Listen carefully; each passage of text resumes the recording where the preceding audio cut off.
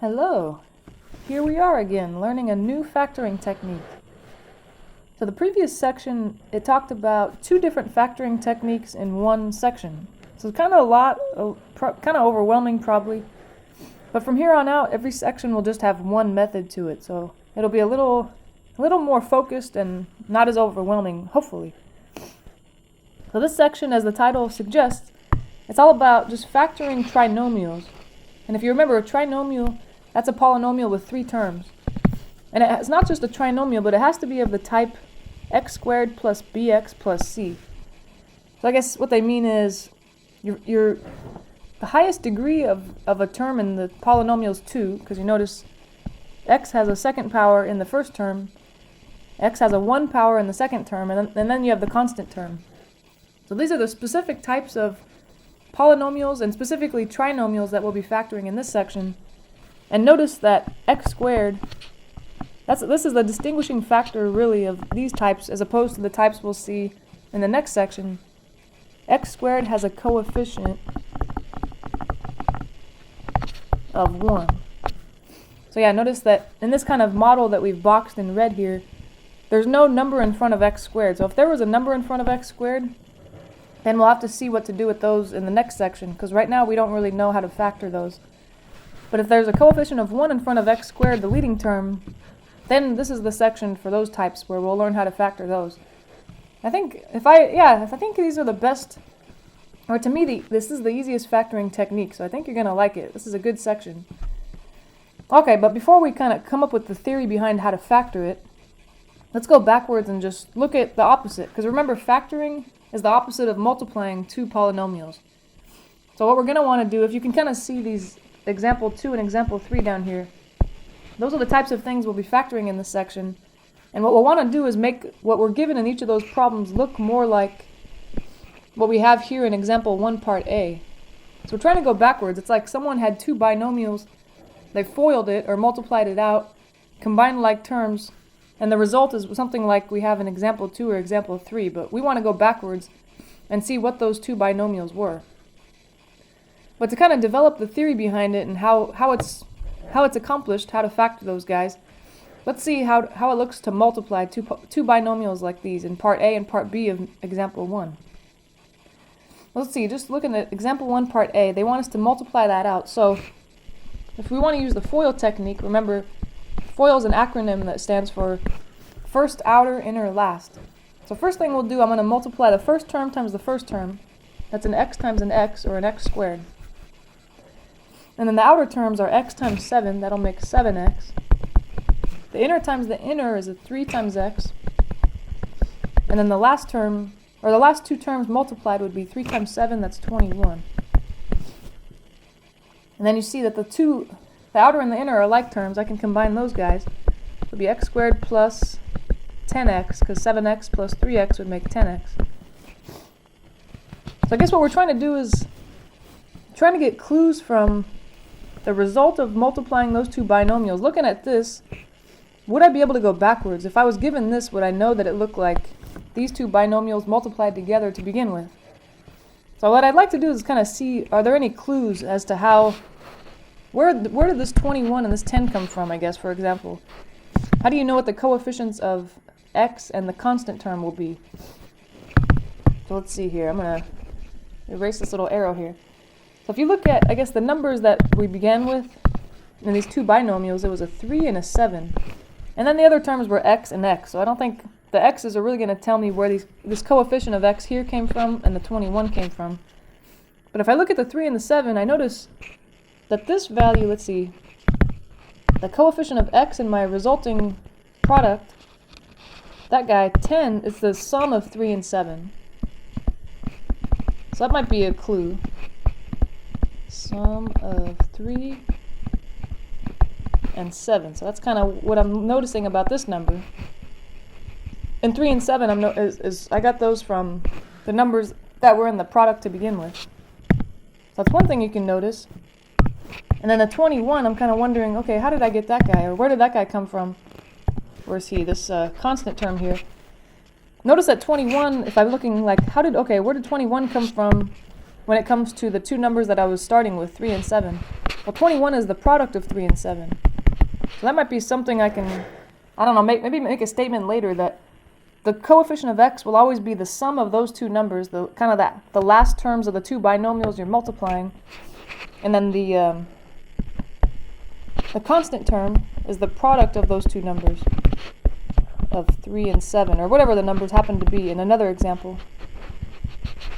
So that's kind of how these go. We just notice that pattern there, that the coefficient of x will always be the sum of those two numbers that you start with, and then the constant term will always be the product of those two numbers. And that might give us a way to go backwards. If we were given the answer here, if we were given x squared plus 10x plus 21, maybe we can go backwards to x plus 3, x plus 7 somehow by making those observations that we highlighted there. Let's see if it still holds true when we do part B here, because I don't know, maybe in part A we got lucky and that's how it worked. But let's see in part B if that still holds true for these different numbers. Now we've got a -4 and a 5 as our terms here in the binomials. Let's FOIL it out. All right, let's see. First times the first is x squared. The outer times the outer, x times 5, that'll be 5x. The inner times the inner, -4 times x, that's -4x. Then the last times the last, -4 times +5 is -20. And then if I combine like terms, the outer and the inner terms, 5x minus 4x will just make x, or 1x if you wanted to write 1x. So that's the result. Let's see if that still holds true. So the pattern that we saw from the first example here, part A, is that the coefficient of x, in the first example, part A, it was 10. That was the sum of the two numbers we were presented with to begin with. Is that true? So this guy is a coefficient of 1. Is that the sum of the two numbers that were in the original binomials? -4 and 5. Yeah, that's true. If you add -4 and 5, you do get 1. So maybe it does hold true for all different, when you're multiplying two binomials together. The resulting trinomial will have coefficient of x, the sum of those two numbers, and then the constant term, let's see if that still holds true. Is that the product, here, a constant term is -20. Is -20 the product of the two numbers we started with, -4 and 5? That's true. That makes sense. Yeah, so I think we can kind of make a big statement here. Okay, so notice in this box, the next box in this problem, they say if you want to factor a trinomial of the form x squared plus bx plus c, so that'll be like us going backwards. If we were starting with, for example, x, like in part B, we ended the problem with x squared plus x minus 20. But imagine we started with that. Someone gave that to us and they said, oh, how did that look before it was multiplied out? Well, all we have to do, like it says, is think about what are the numbers that add up to the middle term, because that's how we noticed that this was designed. The middle term's coefficient is always the sum of these two numbers that go in the parentheses here, and then the constant term is the product of the two. So when you factor these types of trinomials, just like it kind of shows here, you're just going to set it up. It always looks like parentheses x plus or minus a number, parentheses x plus or minus a number. We're just not sure what those numbers are. And then to figure out what those numbers are, you just say, okay, what are the two, and notice here that it says unique numbers. So there'll be no question as to what those numbers are. They're going to be unique. As long as you make sure that their product is c, the constant term, and their sum is b, the coefficient of x. So it takes a little practice, but it doesn't take very long to get the hang of this. And I think you might agree that this is my favorite, or your favorite factoring technique. So let's see, how about we'll just start practicing some. In example 1, the very leftmost problem, we have x squared plus 4x plus 3. Or sorry, did I say example 1? Example 2. X squared plus 4x plus 3. So as it says in that box that we highlighted, it's always going to look like parentheses x plus or minus a number, parentheses x plus or minus a number. So you know what, actually if you wanted to, all these problems in this top example, we can just start setting it up like that, because that's how all these are going to factor, because they all have this form x squared plus b, and I wrote x squared as I said it, x squared plus bx plus c. So these should all be able to be factored the same way. X plus or minus something, x plus or minus something, x plus or minus something, etc., etc. Okay, so all we have to do is, like it said in that box there, figure out just figure out what the numbers are that go in the parentheses with x. So what I like to do to remind myself, like in the very left example here, we've got x squared plus 4x plus 3. I try to remind myself that, okay, the numbers I'm looking for multiply out, or their product is the constant term. So I remind myself with a little multiplication sign above him, and their sum is the number in front of x, or the coefficient of x. So I put a little plus sign there. And I think if I just memorize that for all these, then that'll, then as soon as I set these up, I'll remember that has to add up to the middle term and multiply out to the last term, or the coefficient of the middle term. And that makes it easier for me to remember, because I think in these problems, that's the easiest mistake to make, is forgetting, wait, which one are they multiplying to and which one are they adding to? All right, let's see. So in example 2, part A, or the very leftmost problem, I'm asking myself, what numbers multiply out to 3 but add up to 4? That's kind of the idea there. What numbers multiply to make 3 and add up to 4? Well, I guess if two numbers are multiplying to make 3, there aren't a lot of choices. Not a lot of things multiply out to 3. I think the only choice we have is 1 and 3. I guess it might get more complicated if one or both of those numbers were negative, like, what could multiply out to 3? Well, 1 and 3, but also -1, -3, that's true. But if they have to add up to the middle coefficient, 4, then I think since they have to add up to a positive, these numbers better be positive. 3 and 1, or 1 and 3. I guess it doesn't matter what order they're in. Like there I wrote x plus 3, x plus 1, but if you wrote it backwards, like if you said, let me write it down here, x plus 1 first and then x plus 3, that's fine too. It doesn't matter what order the factors are in, as long as they're in the parentheses somewhere. It doesn't matter if 3's on the left side, 1's on the right side, or 1's on the left side, 3's on the right side. Okay, I think that was good. And of course, if you want to check, you can always FOIL it out. So I can multiply that out if I wanted to. And you can kind of picture that. What if I FOIL this out? The thing I just highlighted. X times x is x squared. Okay, that is the first term. The outer, x times 1 is 1x. So keep that in mind. I've got a 1x. And then the next term, the inner, 3 times x, is 3x. So the outer and the outer was 1x. The inner is 3x. 1x and 3x make 4x, which is exactly the middle term here. And then the last times the last, 3 times 1 is 3. So I would, if I were to FOIL that out, I would get what the problem gave me to begin with. That means I did it right. You're just trying to write what they give you as the product of two things, something times something. And if you do that, you did a good job. All right, let's try the next one. So the example to the right of that, x squared plus 9x plus 20. So this time the constant term is 20. I need to know what numbers multiply out to 20, but they add up to the middle guy, 9. So that one's a little trickier because 20 has a lot of factors. So sometimes if you're kind of stuck and you say, oh man, a lot of things multiply out to 20, you can make a little list. Okay, what multiplies out to 20? You can do 1 times 20. Those work. But I don't think those are the right ones because those two numbers are supposed to add up to the middle term, 9. And those definitely do not add up to 9, so I have to move on. What else can multiply out to 20? Maybe 2 times 10? But 2 and 10 don't add up to 9, so that's not going to work either. What else multiplies to make 20? How about 4 times 5? That would work too. But do those add up to 9? Those do add up to 9, right? Those work. These add up to 9. So if you're ever stuck and you're thinking, man, there's a lot of options here, especially a number like 20. There are a lot of numbers that multiply out to 20. Just kind of start writing them out and then narrow it down, or, let yourself know which one's the correct pair by saying, well, they have to add up to that middle term. And there'll only be one correct pair that will actually add up to the middle term. That'll really narrow it down to one specific, like it says, unique pair of numbers. So it must be 4 and 5. I'll put a 4 in one parentheses, a 5 in the other. And if, like we said, if you did it backwards, you put plus 5 and then plus 4, plus 5 on the left, plus 4 on the right. That would be the exact same answer.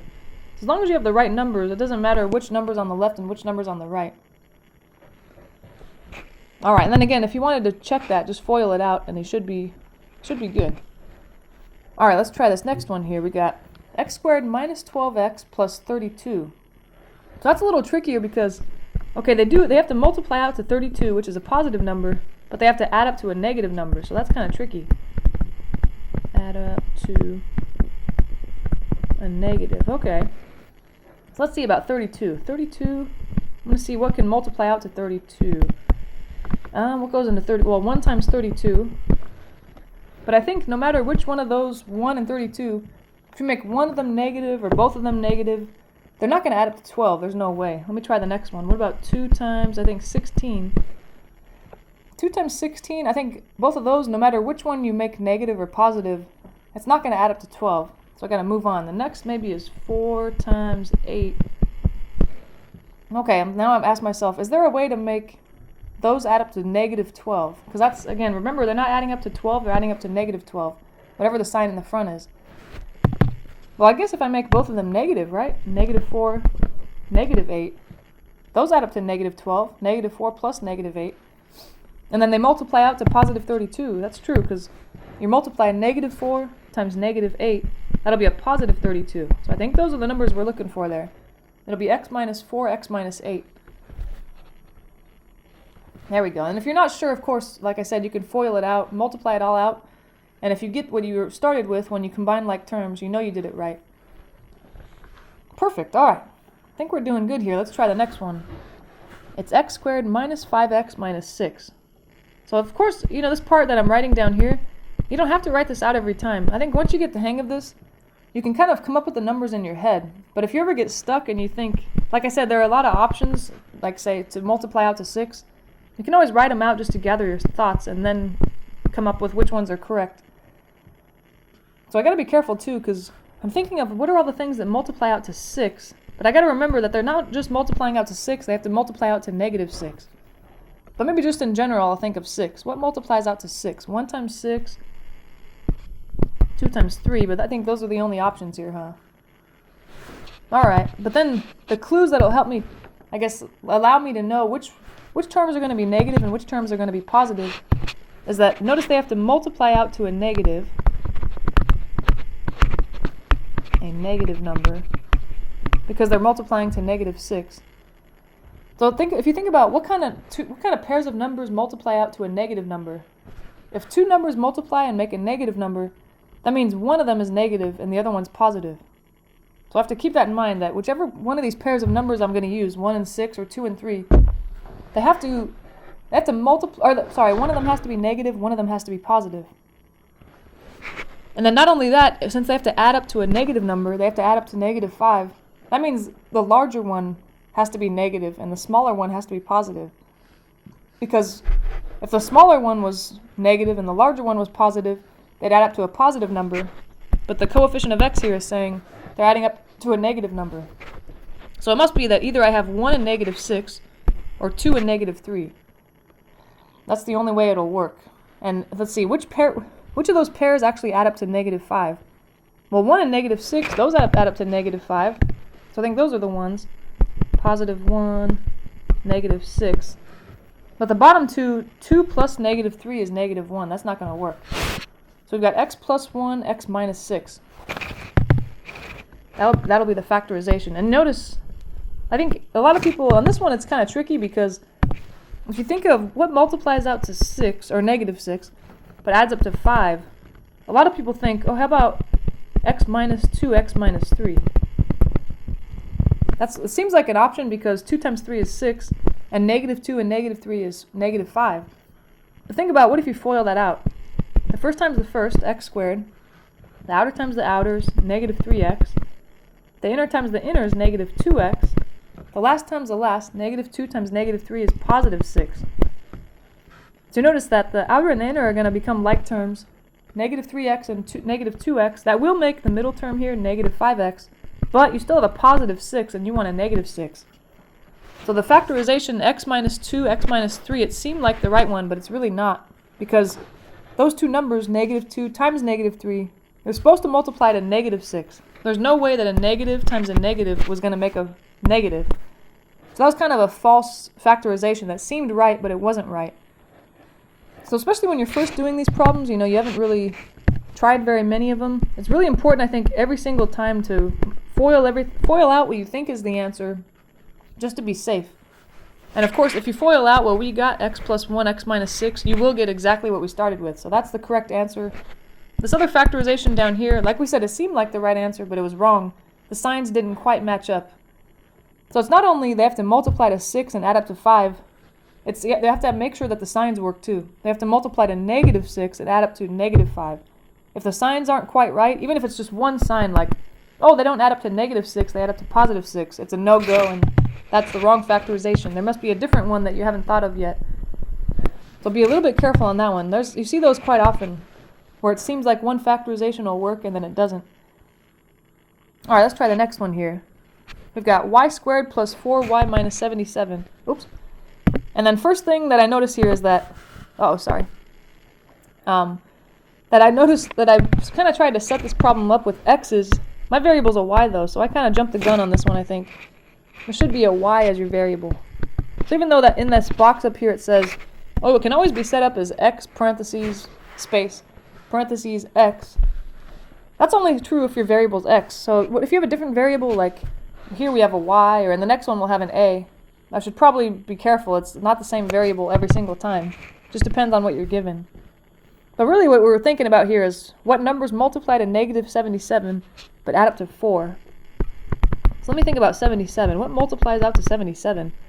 Well, I guess 1 times 77, that'll always work. But no matter which one of those I make negative, 1 or 77, if I make one of them negative, not the other, or both of them negative, there's no way they're going to add up to 4. They're way too far apart to ever add up to 4.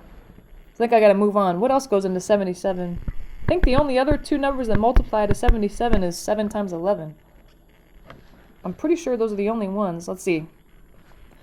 And of course, since they have to multiply not only to 77, they have to multiply to negative 77. That means that one of these is going to be negative and one's going to be positive. So to determine which one's negative, which one's positive, I remind myself they have to add up to a positive 4. So in order for two numbers to add up, or if one's negative and one's positive, in order for them to add up to a positive number, the larger one better be positive and the smaller one better be negative. Because again, if the larger one was negative and the smaller one was positive, they'd add up to a negative number, but we want them to add up to a positive. Okay, so it must be minus 7 plus 11. That'll be the factorization. And you can FOIL that out if you want. It'll be y times y is y squared. Okay, that's good. The outer terms will be 11y. The inner term will be negative 7y. 11y and negative 7y makes 4y, which is perfect. That's what we wanted. The last times the last, negative 7 times positive 11 is negative 77. So we did factor it right. And if you happen to try this one and you wrote it backwards, y plus 11 and then y minus 7, that's fine too.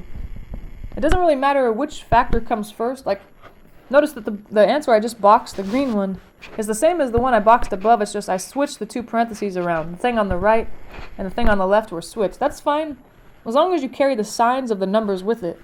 So notice I had a positive 11 on the right.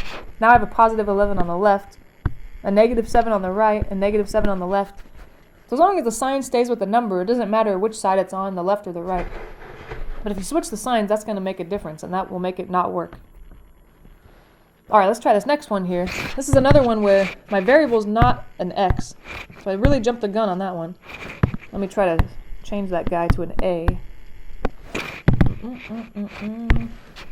There we go, there we go. All right. So now I'm looking for numbers that multiply out to 11, but add up to 7. Well, 11, that number's prime, so there are only two numbers that multiply out to 11, one in itself. And no matter how you swing it, 1 times 11, okay, that will make 11, but how is that going to add up to 7? There's no way. No matter which of those you make negative or positive, you make both of them negative, one of them negative, neither of them negative, there's no way it's going to add up to 7. So I'm going to say, the reasoning is there are no such numbers. I guess the no such numbers that multiply to 11 but add up to 7. So that means this thing doesn't factor. We call it prime. So kind of just like a number is prime if there's no factorization other than 1 times the thing itself. This is the same thing. This guy doesn't factor, so we say it's prime. Yeah, so just keep that in mind. I mean, you could say it doesn't factor. That's fine with me. But just in case, if you see that on the homework or your book or something, if you see the word prime, you know that means it doesn't factor. Alright, so once in a while you'll come across one like that. So just keep in mind that not all trinomials of this type factor. And once in a while you'll come across one that won't. Yeah, so be careful. Don't think that they all factor. I don't want you to spend hours and hours trying to factor something that doesn't factor at all. That would be kind of sad. Alright, so let's see. We got a few examples left here. So we're going to try to look at ones that they might have a little bit bigger numbers, so it's a little more challenging. And hopefully what's I'm highlighting in this box will give us kind of clues as to how to make it easier.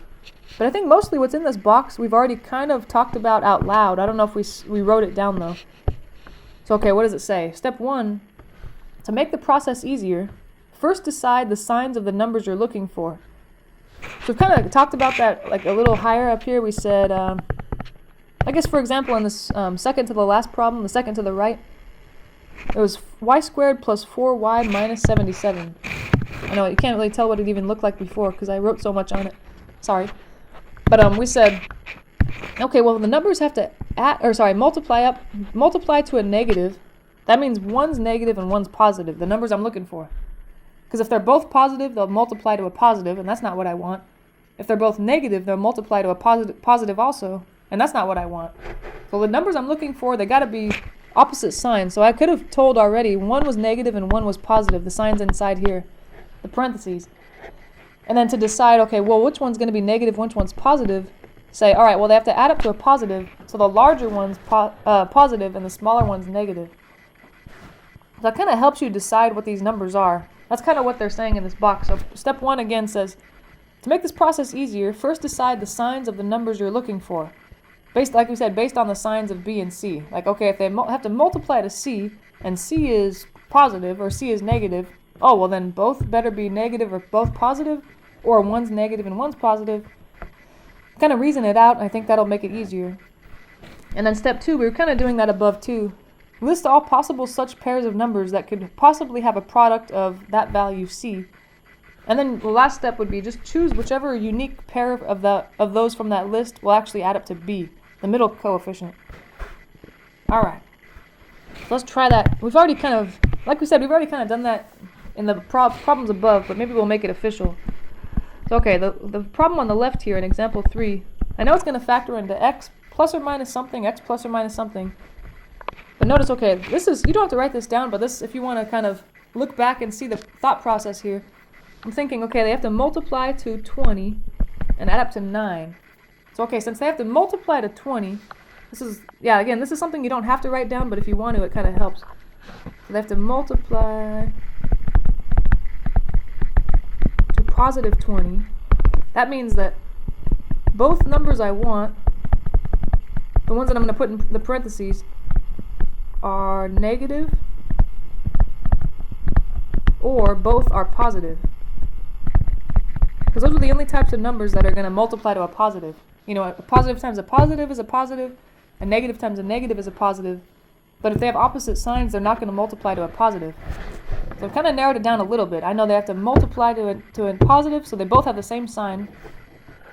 And then the fact that they have to add up to the middle guy, 9, so they have to add up to 9, positive 9. I have to think about that. Well, I've already narrowed it down to these two numbers are either both negative or both positive.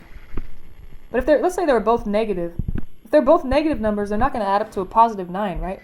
A negative number plus a negative number add up to a negative. So it must actually be that they're both positive. Both numbers are positive. That's the key. All right. So I've really narrowed it down. At least that'll tell me something. I know it's going to be x plus something, x plus something. Now I just have to figure out what those numbers are. So I think I just have to ask myself, what numbers multiply out to 20 but add up to 9 there. And now I don't even know if I need to write that down. I just kind of go through it in my head. Okay, what can 20 be? 20 can be 1 times 20. But those aren't going to add up to 9. Let's see, 2 times 10. No, those aren't going to add up to 9 either. What about 4 times 5? Actually, that'll work, huh? 4 times 5 is 20, and 4 plus 5 is 9. So there we go. That'll work. Nice. All right, so in this box down here that I wrote, you can write that down if you want, just in case you think later on you'll look back at your notes and that'll help you remember. But that really can just kind of all go on in your head as you're looking at these problems. Alright, let's try this next one here. What do we have? Z squared minus 6z minus 16. The first subtle thing is that we're not going to have x variables, we're going to have z variables. That doesn't seem like a big deal, but of course that would make our factorization wrong if we use the wrong variables. And then have to figure out, okay, they have to multiply to negative 16 and add up to negative 6. Okay. Well, the fact that they have to multiply to negative 16, okay. I think, what kind of numbers multiply to a negative? Well, the numbers I'm looking for have to have opposite signs. Have opposite signs. So one's positive and one's negative. That's because, yeah, the only two numbers that'll multiply to a negative are ones that have opposite signs. If they have the same sign, they're going to multiply to a positive, but I don't want that. I want them to multiply to a negative. So I already know right away they're going to be one negative and one positive. I just got to figure out which one's negative, which one's positive. Well, since they have to add up to the middle guy, negative 6, add up to negative 6. If one's negative and one's positive, and they're adding up to a negative, that means the larger one's negative and the smaller one's positive. Larger is negative. Smaller is positive. Alright, I think that'll help me. And now all I have to do is think, alright, what numbers multiply out to 16 and add up to 6? Let's see, 16 can be 1 times 16, but there's no way those are going to add up to 6. How about 2 times 8? That will work, right? 2 times 8 is 16. And 2 plus 8, well, if I make one of them negative, actually 8. I make 8 negative and 2 positive. Those will add up to negative 6, right? Alright, that'll work. I think if you do this thought process, you know, where you say, well, how many of them, or is it both numbers going to be positive, both negative, was one negative, one positive? That'll kind of keep us from making the mistake we made, if you remember way back in this fourth problem in part A, or no, example 2, how we factored it wrong in the bottom. We said, what if it was x minus 2, x minus 3? That seemed right until we multiplied it out. But if we had done this whole thing in the beginning where we said, well, the sign of my answer should probably be this, and you know, they have opposite signs or they have the same sign, that kind of thing, that would have made sure that we wouldn't make that mistake. So it's not a bad idea to do this every time in your head or actually writing it out officially. The next problem has a variable x, so I can kind of go back to the normal. It's going to be an x and an x. And now I want what kind of numbers multiply to 96, so that's a big number, but they add up to negative 20. Okay, I think we're just going to do this, all this stuff that we were writing in boxes here, I'm going to do that in my head. Well, they have to they have to multiply to a positive. Okay, if two numbers multiply to a positive, that means they're either both positive numbers or they're both negative numbers. But the fact that they have to add up to a negative means that they both must be negative. So it must be x minus something, x minus something. Yeah, again, because the fact that they have to multiply to a positive 96 means they're either both positive numbers or both negative numbers. But if they were both positive numbers, there's no way they're adding up to a negative 20. So they both better be negative. Alright, now I just have to figure out what kind of numbers multiply to 96 but add up to 20. Let me see.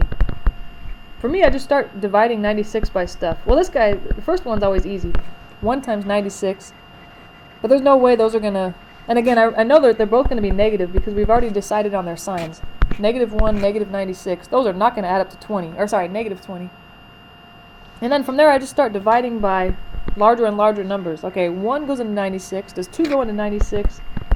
I think so. Let's see, 48 times? Is that true? Yeah, so could negative 2 and negative 48 add up to negative 20? No way, they're way too far apart. I think the next number, we've divided by 1, we've divided by 2. Let's try 3. Negative 3, let's see, into 96 is 32. But notice I'm writing negatives on both numbers because I know we've already decided that both numbers are going to be negative. So okay, do those add up to negative 20? Nope. Alright, let me try the next one. 1 goes in, 2 goes in, 3 goes in. Does 4 go in? I think it does 24 times. Negative 24 times. Are those going to add up to negative 20? Ah, no. You know, if I thought, I was about to say, oh, you know what? What if I make the 4 negative, but the 24 positive? Those would add up to 20, right? Negative 20, or sorry, negative 4 and 24. But we've already decided they have to have the same sign, or they're both negative.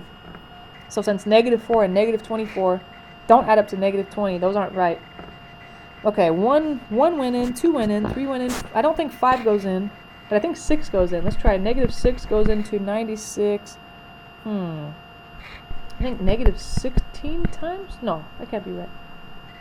Is that right? No. Sorry. You know what? I can't do this in my head. I'm sorry. 6. I'm going to try the 6 into 96. 6 can go into 9 once. 6 can go into 36. 6. Oh, it is 16. Okay, sure. Why not 16? Or is there a way for those to add up to negative 20? No, right? There's no way those are going to add up to 20. Ah. Alright, what else can go into 96? We tried 6. How about 7? No, I don't think 7 goes into 96. Let's try 8. I think 8 does. 8 times 12? I think. And you know what? Think about it. Those guys do add up to 20, right? Those are the winners. Negative 8 plus negative 12 is negative 20. That's how you know those are the winners. Minus 8 minus 12. Yay, we did it. It took a lot of thought. But if you're ever stuck, like that one, 96 was a huge number. So if you're thinking what multiplies out to 96, you have a lot of options. But this is kind of a good systematic way to do it. Try to see what goes in, you know. 1 goes in. Does 2 go in? Now try 3. Now try 4. We tried 5, but 5 doesn't go in. 6. And keep going and on and on and on until you find a pair that actually add up to the middle term. And that should always work. And if it doesn't work, that just means that this thing is prime. And it doesn't factor to begin with. Alright, let's try this next one here. So you notice this one's actually kind of tricky because see that the last term has a y squared attached. So if you see a y squared, or you know, some other variable squared in your last term, all that really means is that you're going to have a y or whatever variable attached to the second term. So these guys, it's going to be x plus something y, x plus something y. So it looks a lot like the other ones, like say in this example, the very leftmost one, x plus something, x plus something. It's just that it's going to be x plus some number y, x plus some number y. So we have to decide what those numbers are. So that really takes care of the y squared. Don't worry about that guy too much. So let's see. So ignore the y now. We've already taken care of the y. These numbers have to multiply to 10 and add up to 7. So I'm trying to think, okay, what numbers multiply? Well, let's see. They have to multiply to make, and that's a positive 10. So remember that means that they have the same sign, the numbers I'm looking for. Alright. And they have to add up to the middle term, positive 7. Okay, well what kind of numbers that have the same sign, either they're both positive or they're both negative, are going to add up to a positive number? Well, they both have to be positive then. And I think I already jumped the gun on that. I already put plus signs in here. So I kind of already had that in mind, but just to be safe, I put, okay, let me make sure that's true. They're both going to be positive numbers. And again, that's because they have to multiply to a positive number, which means the numbers have the same sign, either both positive or both negative. But what really narrowed it down is that they have to add up to a positive number. So that means they better both be positive, not both negative. Because 2 negatives would add up to a negative, not a positive. And I think this one's pretty good. What kind of numbers multiply to 10 but add up to 7? I think 2 and 5. So one of them will be a 2 and one of them will be a 5. Or you could have done it backwards. It could have been 5 on the left and 2 on the right. So it's kind of hard to see, but that one, your answer is going to be, it looks too narrow. X plus 2y, x plus 5y. That's your answer. There we go. And if you FOIL that out, you will get what you started with there. Okay, perfect. I think that looks good. Let's try the next one here. So, this one looks really complicated. Notice this guy, you say, oh my gosh, that does not look right. And keep in mind, too, that it said, we're factoring only things that look like x squared plus something x plus something. Or, of course, a variable t, that's fine, too. But I notice I have a power much higher than 2 here. I have a 10th power. That's huge. So I think in this one, we're not going to quite jump right into factoring like we've been doing in these problems. Remember in the previous section we said, at the very end we said, no matter which factoring technique you're using, of all the techniques we're going to learn, the first thing you should think of in all these problems is there a greatest common factor to factor out? And again, I haven't really mentioned that yet because we haven't had to worry about that yet. But if you're ever stuck on a factoring problem and you say, man, I'm really stuck, I really don't know what to do with this, a lot of times that means there's probably a greatest common factor you haven't thought to factor out yet. So okay, looking at the original problem here, there are 3 terms. So I'm going to see first their coefficients are -5, 20, and 25. So what's the largest number that divides into all those numbers? I guess 5. But remember, if the leading term is negative, you not only want to factor the GCF out, you also want to factor a negative out.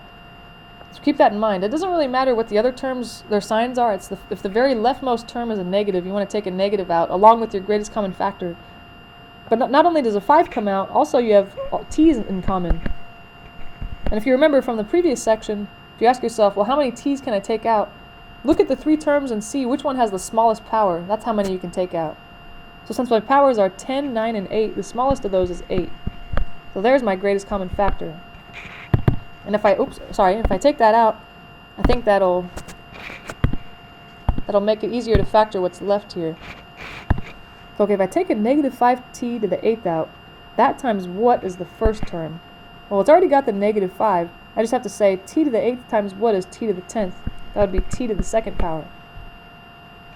Alright, that's already looking more like something I've been factoring in this section, like the first term here, x squared. And then for the next term, negative 5 times what is 20? Well, it would have to be negative 4 to get a positive 20. Negative 5 times negative 4. And then as far as the t's go, t to the 8th times what is t to the 9th?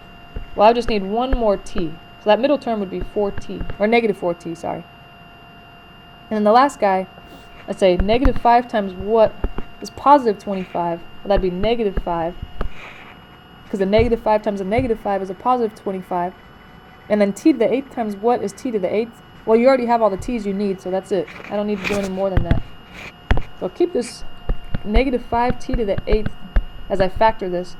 But what's left inside the parentheses actually is one of these problems we've been dealing with. So I can factor it a little further. I'll say, okay, it's going to be the variable t, and then all I need to do is figure out what kind of numbers multiply out to negative 5, but add up to negative 4. Okay, well if they have to multiply to negative 5, that's a negative. That means one of them is going to be negative, one's going to be positive. And it doesn't have to be in that order. It could be positive on the left, negative on the right. But I just know that they're going to have opposite signs in order to add up, in order to multiply to a negative. But in order to add up to negative 4, the larger one's going to be negative, the smaller one's going to be positive. And so I say, okay, what times what makes 5? There's not really a choice. It has to be 5 times 1 or 1 times 5. But we said the larger one's negative, the smaller one's positive, in order for them to add up to negative 4. So I think that'll work. There's our factorization. That's as crazy as we can make it. There it is. And don't just include the 2 factors on the right. You also want to include the greatest common factor. That's still a part of it. If you want to check that, you could always FOIL it out. I would start with these 2 guys, t minus 5, t plus 1. Multiply those out first, and then whatever you get, then distribute the outer guy, the negative 5t to the 8th, if you wanted to check. If you want, though, we can do that. Let's go ahead and do that, huh? So I'm going to FOIL out the right things first. So t times t, t squared. And then the outer times the outer, you have got t times 1, that's t. The inner times the inner, negative 5 times t would be negative 5t. Negative 5 times 1 is negative 5. And then I think before I distribute this negative 5t to the 8th, I'm going to combine like terms. T squared, and then it'd be minus 4t if I combine like terms, and then minus 5. There we go, and let me try to distribute this guy in here. Now just make sure I get the original problem. So I've got negative 5t to the 8th times t squared. That'd be negative 5t to the, if I add the powers, it'll be 10. And that's exactly the first term we started with. So far, so good. And then if I distribute onto the second term, negative 5 times negative 4, that's positive 20. T to the 8th times t to the 1, I'd add the powers and get t to the 9th. So that's a good sign. I got the second term. So far, so good. The last guy times the last guy, or when I distribute, negative 5 times negative 5, that's positive 25 t to the 8th, since there's no t's to combine with. And that's exactly the third term I started with. Alright, so sorry, that's not the answer. That's just checking, but this is your answer here, your factorization. Alright, that's a lot of work. Let's try one more of those where there's maybe a greatest common factor. So looking at 3x squared, negative 9x, and negative 84, well, for sure I cannot take an x out, because the last term, 84, does not have an x, so that's not going to happen. Maybe a 3, though. I think 3 might divide into all 3 of those coefficients. Because 3 times x squared would give me the first term, 3x squared. 3 times negative 3x would give me the middle term, negative 9x. 3 times negative 20... how many times does 3 go into 84? Let's see. 28, I guess. All right, interesting. All right, so we've taken the greatest common factor out. Now let's try to factor what's left. The variable is x, so it's going to be an x and an x. And of course you want to carry that greatest common factor along in your answer. Now I have to think about what are the numbers that multiply to negative 28 but add up to negative 3. Okay, well they're multiplying to a negative. That means one's negative and one's positive. And they're adding up to a negative number, which means the larger is negative and the smaller is positive. Alright, so I've got to keep that in mind. The larger one's going to go here, and the smaller here. That's because if you're going to add up to a negative number, like we need our numbers to add up to negative 3, the larger one better be negative and the smaller one better be positive. Alright, and then now all I have to think about is what kind of numbers multiply out to negative 28 but add up to 3. Well, negative 28, okay, well 28 can be 1 times 28. But there's no way those are going to add up to 3. Those are way too far apart. Because we said the larger one has to be negative. 1 and negative 28, there's no way that's going to be negative 3. That's not going to work. 2 times 14, and the larger one's negative again. Those aren't going to add up to negative 3, no way. Let's try, what else goes in there? Does 3 go into 28? No. Okay, what about the next guy? 4? 4 goes in 7 times, and the larger one negative. That'll work. Those add up to negative 3. Okay, so 4 and negative 7. The larger one's negative, the smaller one's positive. Beautiful. Alright, you guys, we did it. So hopefully this section makes sense. And don't feel like you have to write out as much as I do. Like in this very left example, in example 3, I wrote down a lot of words. That was just kind of hopefully to help if you come back to study for the final and you kind of forgot what's the thought process on these. Maybe that'll remind you, and you won't forget later. But you don't need to write that out. That's kind of a dialogue happening in your head when you do these problems. But hopefully that made sense. We'll move on to the next section now where we'll try to factor something a little more complicated. But it'll be sort of similar to this section, so I think you'll like it. Alright, well thank you for listening. I'll see you in the next video.